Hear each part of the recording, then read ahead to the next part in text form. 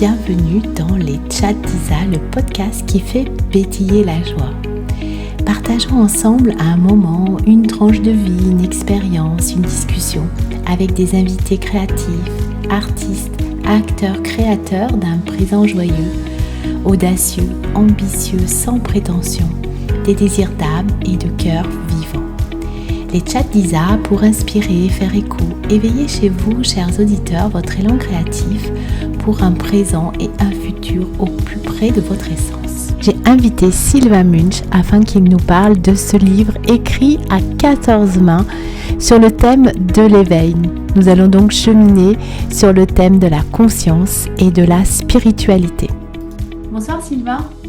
Bonsoir Isabelle, merci pour la belle invitation. Eh ben oui, je suis tellement ravie de t'accueillir dans cet espace parce qu'on va dire ça aux auditeurs, on se connaît depuis très longtemps. Ouais, ouais, ouais, On se connaît depuis et pas mal de temps. que d'aventures ensemble. Et en plus, pour la petite histoire, déjà à l'époque, j'avais demandé à Isabelle de me faire un audio qui me sert dans mon évolution, je dirais très très régulièrement en fait, plusieurs fois par an. C'est un support que je me remets et qui me sert vraiment à avancer parce que voilà, il y a une façon d'être, une voix, une diction, un propos qui fait en sorte que moi, directement, je suis emporté et ça bouge. Donc, merci pour ça. Là, même quand éventuellement on est séparés par les mois, on n'est pas si séparés que ça. Bah, écoute, je te remercie de ce témoignage. Alors, Sylvain, tu as un parcours, on va dire, atypique comme plein d'artistes que je reçois sur cette chaîne. Tu étais très cartésien dans tes débuts. C'est toi qui le dis, hein. C'est Euh, vrai. et tu as d'abord été, Je suis toujours, d'ailleurs, on en reparlera. oui, ben justement, on va parler de ça. Dans tes multiples métiers, tu as été photographe. Et Mhm. après, on Je suis va dire, toujours aussi. voilà, photographe de l'âme, c'est-à-dire que tu vas, au-delà d'une image, chercher finalement l'essence, on va dire l'essence de la personne, le cœur de la personne à travers son art, et donc au-delà de ce qu'elle peut montrer. Tu es désormais guérisseur, tu proposes des soins énergétiques à distance et tes pratiques sont multiples, PNL, magnétisme, chamanisme, hypnose, restructuration énergétique, réhabilitation énergétique, enfin, ça peut utiliser plein d'autres mots. Et aujourd'hui, j'ai eu l'élan de t'inviter pour parler d'un livre que vous avez écrit alors à 14 mains. C'est C'est vrai, oui, oui, c'est ça. Ça fait beaucoup. Ça fait beaucoup et ce livre parle de l'éveil. Donc, je l'ai parcouru, je l'ai lu et donc c'est vraiment chacun, vous êtes venu parler de votre parcours en fait de cet éveil et avec ce que j'ai trouvé vraiment bien, c'est qu'à la fin de chacun des chapitres, il y a soit un soin, soit quelque chose qui est personnel à l'auteur. Et puis, il y a comme un parcours, en fait, pour, on va dire, un parcours plus pragmatique pour aller vers cet éveil. Si on pourrait on va dire, le nommer comme ça, ce chemin. Euh, et c'est toi qui vas représenter finalement ce collectif. Exact. On mettra le lien du livre. Il est en cours de parution, hein, si je comprends bien. Oui, il est paru maintenant. Il est paru. Ouais, ouais, tout à fait. Alors déjà, commençons par la première question. Qu'est-ce que l'éveil? On a Vaste 10 question. minutes. Ouais, ouais, ouais. Euh, Merci pour cette question. Hop, directement dans le vif Oui, du oui, sujet. ben oui. En fait, l'éveil, euh, il y a ce côté un peu spécial finalement de se découvrir. C'est-à-dire que, ok, j'ai vécu une plutôt longue vie, plus de 40 ans, avec ce côté très cartésien, justement. Et je renie pas cette part de vie. Mais avec le recul et maintenant où j'en suis, je m'aperçois qu'en fait, j'étais dormant. Euh, et certains s'éveillent par eux-mêmes, si tu veux. Ils ont juste peut-être un petit peu de lumière qui arrive du coin de l'œil. Oh, j'ai le jour. Non, moi, j'ai eu besoin d'un bon radio-réveil, tu sais. Et puis, il a sonné pendant longtemps avant que j'y réponde. Et c'était sous la forme de mes clients photos, qui, eux, justement, s'éveillaient de plus en plus à leur façon. Et ils se sont dit, oh, arrête de dormir, on t'a vu, arrête de ronfler, toi aussi, ce serait temps que tu t'éveilles. Et j'ai bien fait de les écouter, vraiment. Ça voudrait dire que donc quand tu parles de dormir, ça voudrait dire que nous sommes des êtres qui sommes vivants, endormis, jusqu'à ce qu'un Euh, moment, finalement, jusqu'à ce qu'un moment, on se révèle, on s'éveille à qui on est vraiment. alors, C'est ça que tu veux dire?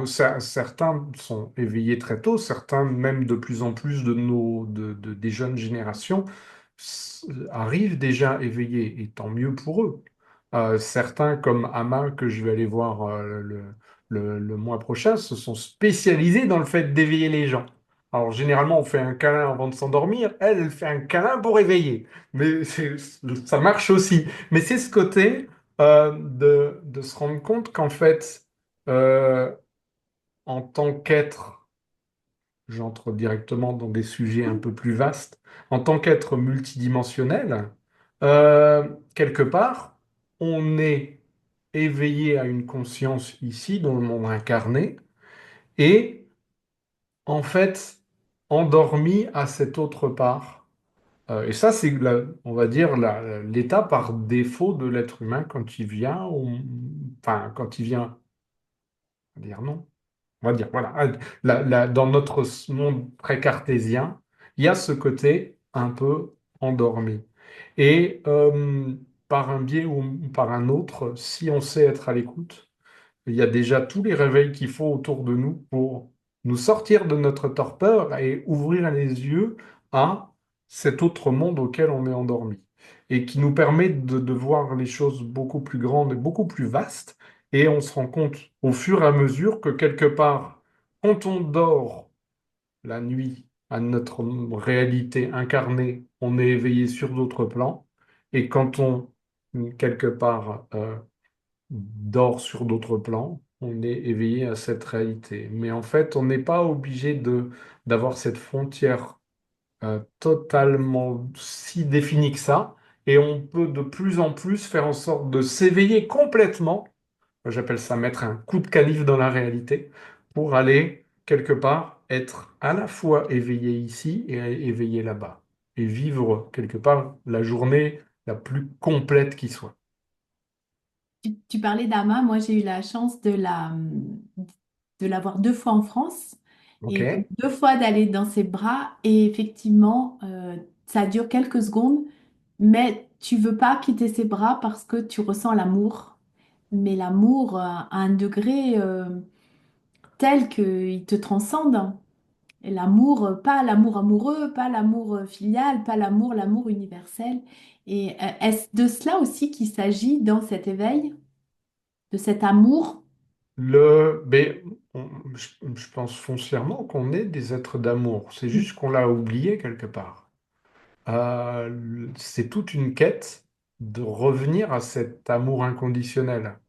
Euh, je dirais que beaucoup de ceux qui sont sur ce chemin de l'éveil sont tournés vers la lumière. Ouais, quand on se réveille, oh, il fait beau aujourd'hui. Hein, c'est tentant, ce Mm. côté-là. Euh, ceux qui me connaissent déjà ont entendu parler de mon groupe, c'est la Montgolfière Ascensionnelle. Je l'ai appelé comme ça parce que quelque part, quand on veut aller dans une direction, on est dans sa montgolfière, et puis quelque part, ben, on a peut-être des choses qui nous retiennent à terre, des lestes à enlever, et puis quand on a tout coupé, tout enlevé, et ben là, on va très très vite vers là où on veut aller.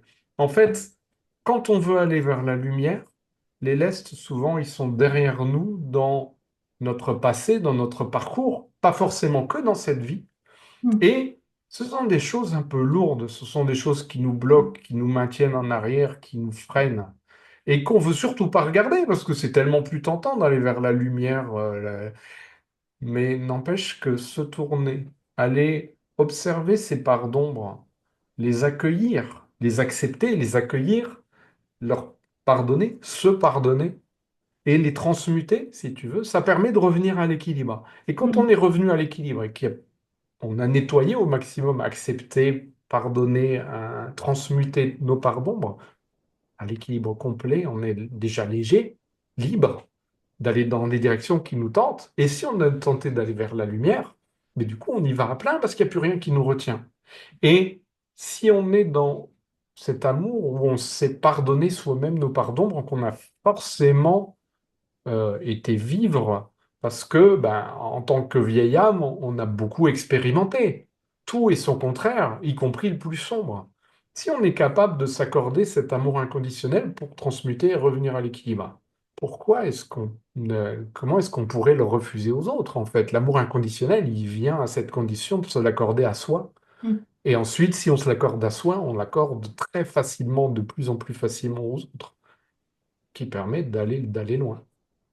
C'est ce que certains appellent ce fameux shadow work, donc travail de l'ombre, donc Ouais. qui est provoqué par, comme tu le disais, donc ça peut être les vies antérieures pour ceux qui y croient, hein. Ouais, on est libre à chacun aussi avec ses propres convictions. On n'est pas là pour convaincre certaines personnes, hein. C'est ta proposition, c'est une des propositions. Mhm. Par rapport aux émotions, aux pensées, qui seraient donc limitantes, qui seraient jugeantes par rapport à soi, par rapport aux conditionnements aussi sociaux. Oui, et puis de toute façon, on On est, a accepté, hein. on est unique. Mm. Tu parlais de... Alors, je sais que tu t'affectionnes particulièrement les artistes, et Mm. merci de, de, de ce rappel. C'est vrai que je m'identifie plus comme tel, même si j'avais ce côté que j'ai toujours de photographe, mais avec ce côté photographe qui était moins artiste que portraitiste. Portraitiste, c'est-à-dire celui qui va à la recherche de la personne qu'il a en face de lui et qui Mm. lui permet d'être complètement elle-même et de s'exprimer dans ses... les personnes les plus touchantes sont celles qui rayonnent et qui en même temps montrent qui elles sont en assumant qui elles sont, y compris éventuellement leur part sombre ou ambiguë. Et c'est ça qui fait quelqu'un qui serait trop propre, trop lisse, serait fade. Quelqu'un qui est complexe, humain, voilà, c'est ça qui est intéressant dans toute son humanité. Et Mm. moi, l'humanité, elle me plaît. Et la mettre en valeur en photo, l'ombre et la lumière, Mm. la mettre en valeur en soins énergétiques, l'ombre et la lumière, c'est pareil en fait. C'est le côté aller chercher l'étincelle, même dans le côté sombre, et résoudre ce côté sombre en mettant en valeur l'étincelle. Et voilà. Et tu as raison, les artistes, euh, en fait, ils viennent parler d'eux-mêmes, de leur vulnérabilité, de leurs émotions, ils viennent transmuter en fait sur scène ce qu'ils sont en train de vivre et par ricochet, ça fait des échos auprès d'autres âmes par résonance finalement. Mais souvent, ce qui nous touche chez les artistes, c'est les histoires qu'ils nous partagent. Les histoires, ceux qui ont étudié un peu le parcours du héros, Mm, c'est souvent des difficultés, une part sombre, quelqu'un qui vient éventuellement aider, une opportunité, le mm. fait de transmuter, de renverser la vague, éventuellement d'affronter un ennemi puissant, Un parfois qu'on a dragon. en soi, Mm, d'aller éventuellement recevoir de l'aide, et puis quelque part de se retrouver transformé et d'accéder à mm, une autre version de soi. mm, Euh, chaque livre qu'on lit, chaque chanson qu'on écoute, chaque histoire qui nous est contée, voilà, tout. et tout dans notre parcours, et dans notre rapport aux autres nous pousse à être attirés à ces histoires de transformation qui sont finalement l'équivalent de ce qui nous était donné lorsqu'on était dans les cavernes, à se réchauffer dans les grottes, au coin du feu et où on racontait ce qui s'était passé dans la journée, comment les épreuves avaient été traversées et puis quelque part on apprenait de ces histoires qui sont ensuite la même chose dont ont été faites les paraboles, Mm. qui jalonnent tous les livres de toutes les religions, etc. C'est qu'est-ce qui fait grandir l'âme humaine, si ce n'est plus que d'affronter finalement des difficultés, y compris en soi, et d'en sortir grandi. Ouais, tout à fait. C'est son propre démon ou le démon extérieur qui est l'épreuve, hein, finalement. C'est ça. Donc, et c'est là aussi moi, j'ai envie d'encourager chacun à voir sa vie comme celle de ce héros, parce que tout le monde a quelque chose d'héroïque dans l'incarnation, hein, finalement. Bah, c'est ça. Et quelque part, c'est ça qu'on a voulu partager par ce livre. Déjà raconter chacun notre vision de ce parcours et avoir déjà rien que ces parcours des individualités très diverses. On a volontairement fait en sorte de ne rien s'imposer. C'est-à-dire que chacun a été totalement libre de faire sa partie à sa façon. Donc ça donne des visions très différentes. Et Dans en la même temps forme, similaire. Et en même temps similaire, quand on voit ce parcours, justement, j'allais venir à ça. Quand on voit le parcours, en fait, on voit qu'il y a comme une sorte de- comment dirais-je, voilà, on se glisse dans le moule de la société avec des études, avec le travail, qu'est-ce qu'on va faire comme travail. Et puis déjà, le malaise, on le sent, hein, à l'adolescence. Alors, c'est variable, bien sûr, selon les sept auteurs, mais on pourrait pratiquement dupliquer ça à l'infini au niveau de le nombre d'habitants sur la planète Terre. Et puis, il y a un moment, une perte de sens, une perte de valeur, quelque chose qui vient heurter. Et on voit beaucoup, il y a des moments down, de crise de sens, de burn-out, de nuit noire de l'âme, enfin, on l'appelle comme on veut. Parce qu'on a alors été est-ce que contre nature, en fait, hein. à se demander justement si, alors je pense pas que ce soit un passage obligé Non, non, non, d'aller dans ce non, burn-out, mais en tout non. cas, force est de constater que euh, alors, ma conviction aussi, c'est que plus on est une vieille âme, plus quelque part notre âme, au moment de l'incarnation, charge un peu la mule. Parce que ma conviction en tant que thérapeute, c'est que plus on a de défis à relever et plus on a d'épreuves à surmonter, et plus ensuite on développe le fait d'avoir surmonté ça, on développe notre système et notre être, qui ensuite, une fois que c'est résolu, peut utiliser toute cette énergie développée pour développer ce qui a vraiment à apporter au monde. Et quelque part, d'avoir franchi toutes ces étapes, d'avoir ressenti tout ça, et puis d'avoir rencontré ces épreuves éventuellement, eh ben, permet à chacun d'avoir développé sa personnalité, sa façon d'être et son apport spécifique au monde. Euh, Chacun a sa façon dans ces éléments-là. Alors, on est tous membres quelque part enseignants dans une même école en ligne, Euh, mais on a vraiment une vision très différente et un apport très différent. Et on a cherché quelque part à non seulement partager notre histoire, peut-être pour inspirer d'autres qui vont peut-être s'y reconnaître, euh, et puis aussi pour partager des clés pour quelque part aller chercher. Et ce qui est bien dans dans ces différentes visions, c'est que peut-être en fonction de soi, on va raisonner avec l'un ou l'autre, Mm. on va aller chercher des clés chez l'un ou l'autre, avec ces peut-être possibilités d'évolution, d'ouverture, et puis aller chercher au final soi-même. Mm. Oui, oui, parce que des clés, du coup, x7, ça fait énormément de clés. Ouais, tout à fait. Ça fait énormément d'indices. Après,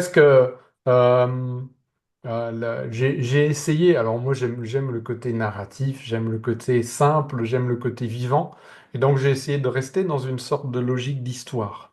Mm. Un des premiers, j'avais été lire Enfin, en bref, et à l'époque où j'étais encore beaucoup dans les événements business, mais où je commençais quand même à ouvrir, j'avais rencontré quelqu'un qui m'avait parlé d'un Péruvien, un Péruvien qui faisait des sortes de méditations qui ouvraient l'esprit, etc. Bon, et qui avec une biographie qu'il avait écrite. Et puis je trouvais ça intéressant.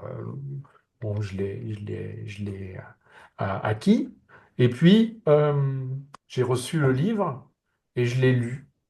Et dans la semaine où j'ai commencé à ouvrir ce livre, un soir, je me suis retrouvé en plein milieu de la nuit à me réveiller et à voir totalement ouvert.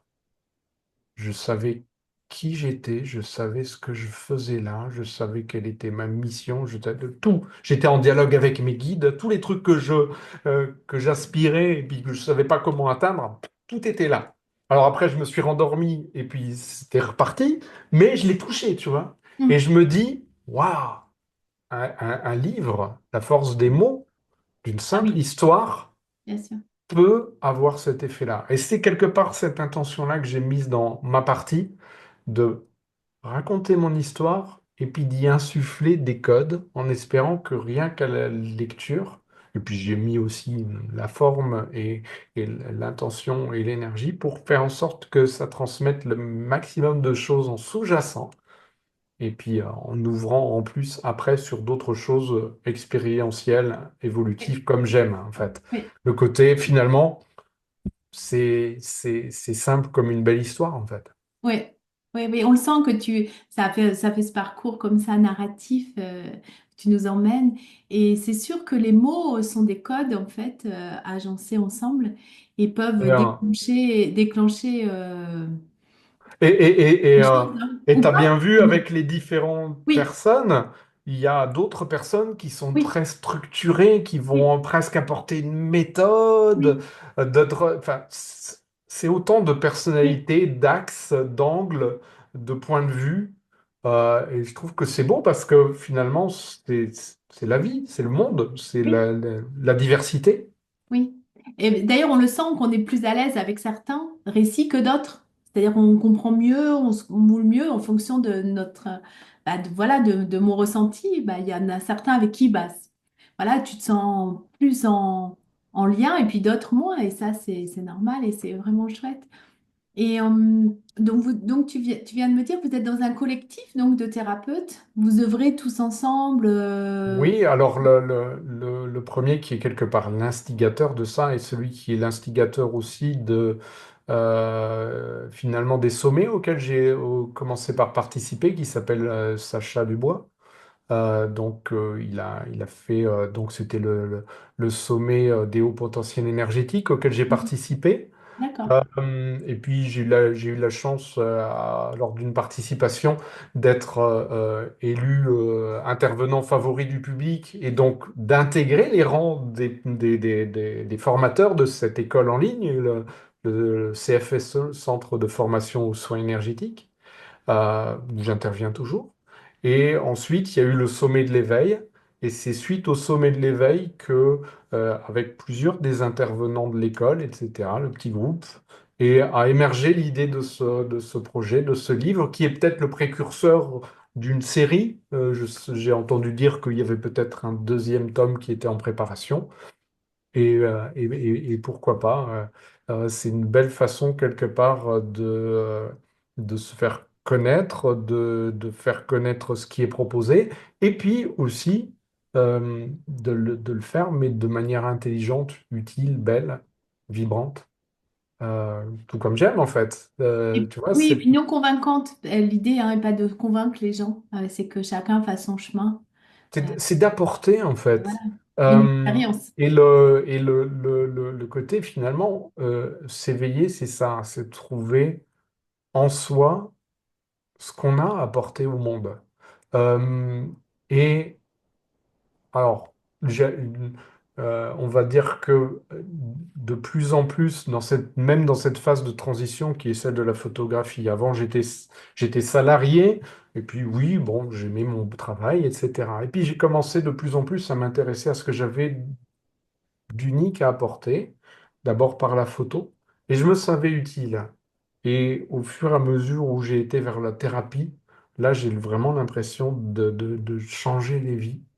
Il y a un côté crescendo que j'aime bien et ça a été tellement vite quelque part, en quelque chose comme 4 ans, Ouais. ce qui, hein, on le voit, représente Ouais. peut-être un dixième de ma vie à peine, hein, euh, ce côté, euh, où est-ce que ça va mener? Parce que j'ai l'intention d'avoir une longue vie encore. Je te le souhaite. Si ça continue à ce rythme-là, Ça va être exponentiel. et en tout cas, en termes de rencontres, d'apport, de richesse, d'expérience. J'ai l'impression que tout s'est tellement accéléré et que actuellement, j'ai l'impression de vivre autant en une année que dans 20 ans qui précèdent. Ah oui, j'avoue, c'est vraiment ce côté. J'avais un côté endormi avant, en fait. Là, qu'est-ce que je suis bien réveillé. Je souhaite ça à tout le monde. Ben oui, franchement, je confirme. Sylvain, comment tu vois le monde? Justement, tu parles de cette année qui est très courte. Donc là, c'est un peu plus généraliste. C'est une question que j'aime bien poser à nos invités. Euh, on sait que les années 2025, 2026, 2027, il va y avoir des chambards au niveau de la structure de notre société.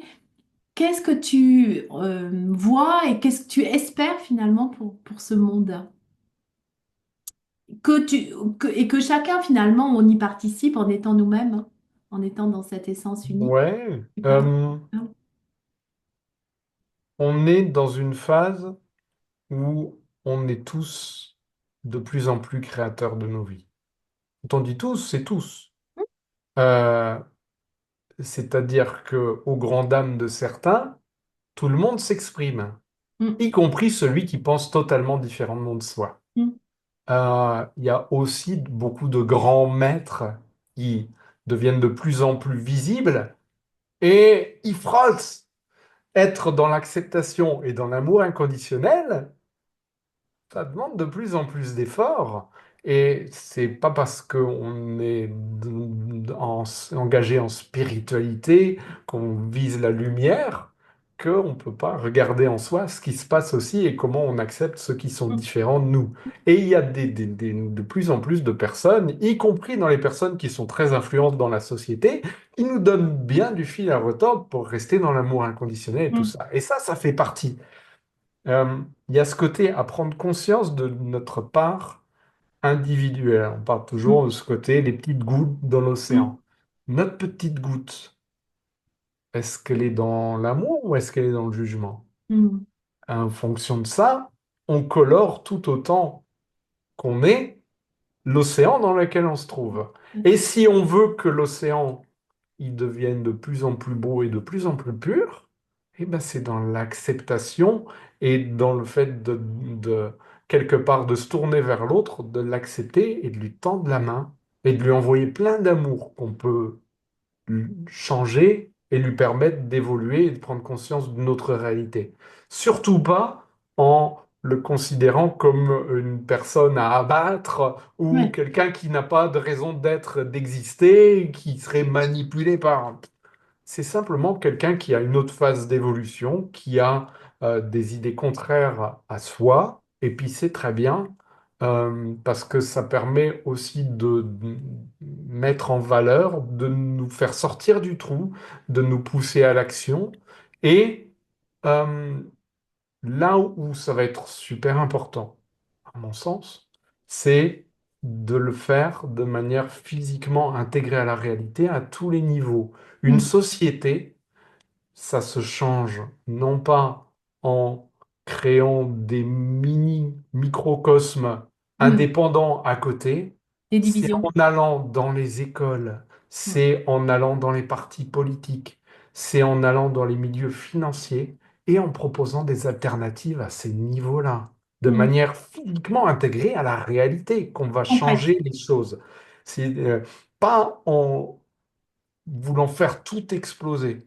Mm, Euh, et peut-être que justement, en insufflant tout ça, eh ben, au lieu de faire tout exploser et puis d'être dans la résistance et dans une sorte de mal-être, etc., on sera dans une acceptation, amour inconditionnel, transmutation, ouverture. C'est en micro comme en macro, c'est la même Ouais. chose en fait. C'est ce que tu disais, c'est quand tu commences déjà par soi, bah, du coup, de l'impact sur le reste du monde, impacte le monde en fait, hein. C'est Et ça. ce que j'aime beaucoup, J'espère qu'on le lit de la bonne façon. oui, on le lit de la bonne façon, oui, parce qu'au début, on était à l'envers. Et c'est ce que dit aussi d'une manière différente et que j'aime beaucoup Sylvain Didlot, il dit pour soi et la multitude. Ouais, ouais, ouais. Et quelque part, c'est ça, pour moi, l'évolution sera jamais d'autant grande que de se faire en douceur et dans l'amour, en fait. Mm. Euh, et, et voilà, c'est vraiment ça. Et parfois, ça me met aussi, comme dans nos vies, ça demande à laisser s'exprimer des parts d'ombre Mm. pour les mettre en valeur et puis savoir d'autant plus ce qu'il y a à résoudre, à transmuter et à aller à affronter, j'aime pas ce mot-là, mais en tout cas résoudre. Voilà. Oui, parce que si on part d'un point de vue de la conscience, il y a pas finalement de lumière et d'ombre, hein. Il y a Et, les deux. et puis il y a ce côté de se rendre compte que ces parts, on est tous un. Et oui, Ces voilà. parts-là font partie aussi de nous. À quel point, justement, de se dire, OK, voilà une personne qui, même si elle a des idées contraires à nous, est capable d'avoir une vision et de la mettre à la réalité et de l'imposer au monde. Qu'est-ce qu'on attend pour faire pareil? Eh bien, exactement. Je suis tout à fait Et d'accord avec toi. d'utiliser les mêmes leviers. Exactement. Chaque outil et ce qu'on en fait, y Ouais, compris la finance, y ouais, compris la politique. Est-ce qu'on n'utiliserait pas les leviers de la finance et de la politique pour créer un monde plus beau? ouais, Parce exact. que c'est démultiplicateur, c'est l'influence sur la société, c'est l'influence sur le monde qui bénéficie de ce levier. Euh, mettons-nous à œuvrer à ce niveau-là, nous aussi, pour nous aussi être capables d'aller influer le monde, mais cette fois-ci dans la direction qu'on souhaite nous. Ouais, Si nous, on se retire de ces éléments-là et si on refuse ces outils-là, bien sûr, bah, prenons-en à nous-mêmes. bien sûr. Et puis déjà, justement, d'être dans le jugement, bah, c'est déjà s'être séparé et au contraire de dire, bah, OK, moi, je vais faire la même chose, mais avec mon point de vue, et puis du coup, tout va s'harmoniser, hein. Et j'invite tout le monde à lire. Donc, il y a la, la prophétie des Andes. Oui, Tout le monde connaît bien le premier tome, certains ont lu un petit peu après. Le dernier tome, je crois que c'est le quatrième, il y a vraiment ce côté, l'apprentissage que quand on lutte contre quelque chose, chacun se retire dans son camp. oui, Quand on va vers l'autre, en l'acceptant, en le reconnaissant avec ce qu'il a à s'exprimer, l'autre se détend, se sent accepté et du coup entre dans l'écoute par rapport à peut-être se cette rejoindre. êtreté et éventuellement fait aussi sa partie du chemin. Ouais, Et tout le monde en sort grandi. ouais, À, à nous de montrer l'exemple. bien sûr. C'est quoi ton actualité du coup avec le voyage, après le voyage en Inde, une actualité publique? Actuellement, c'est le fait moi aussi de sortir de ma grotte. Hmm. J'ai beaucoup œuvré pour la visibilité des autres. Oui, J'ai finalement petit à petit évolué et je me montre de plus en plus.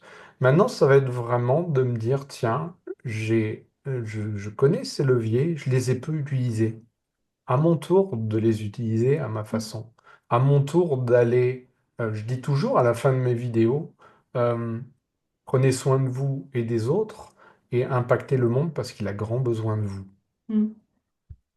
Que n'ai-je trop attendu de le faire moi-même? Donc, Moi, je je dis que vais chacun, aller on est. maintenant Ouais, utiliser vraiment les leviers en ouais, grand. Je les ai utilisés en petit ponctuellement en me racontant plein de choses. Tu sais, en allant chercher ces moments où c'est des petites réussites, oui, mais, etc. Et puis à regarder. Et puis avec le recul, à me dire, mais en fait, si, là, j'avais touché quelque chose, là, j'avais proposé quelque chose, et puis j'ai pas été jusqu'au bout. J'ai envie maintenant d'aller vraiment jusqu'au bout et de voir où ça mène, ce qu'il y a derrière. Bah écoute, Et quelque part, hâte de d'en voir. profiter pour vraiment, au sens large, mettre en valeur et les belles pratiques, les belles idées, les belles façons de faire à travers le monde. Je reste quelqu'un qui aime mettre en lumière, Mm. mais il n'y a pas de raison que je fasse pas partie du lot. Moi, j'aurais envie de dire, je rajouterais qui aime mettre en lumière et qui aime aussi rassembler, fédérateur d'une communauté, créateur d'une communauté, parce que tu as cette appétence pour la diversité et que tu es celui qui va prendre des éléments et les rassembler. Alors, peut-être plus que les rassembler, j'aime mettre en Ah, contact, en oui, fait. les mettre en C'est le contact et côté en de, faire quelque chose, je hein. sens assez vite, tiens, telle personne avec telle personne, ça Ouais, pourrait c'est faire ça. quelque chose de bien, tiens, tac, tac, tac. Et aller à la rencontre des gens, ouvrir, et quelque part, j'aimerais ça aussi, et proposer des tremplins de rencontres, des possibilités aux gens de faire connaissance les uns avec les autres et de se reconnaître dans la foule. Ça aussi, j'aimerais. Mm. Merci Sylvain, en tout cas pour ce moment. On va partager, je mettrai tous les liens dans les différentes plateformes où on peut retrouver l'ouvrage et puis le lien de ton groupe. Merci beaucoup. Merci pour cette belle invitation Merci, et ce beau moment d'échange. merci beaucoup Sylvain. Et puis à très vite, on ne sait pas. À très vite. Merci. J'espère que cet épisode vous a plu et vous a inspiré. Retrouvez mon actualité sur le site www.coach-isabelleleroy.fr.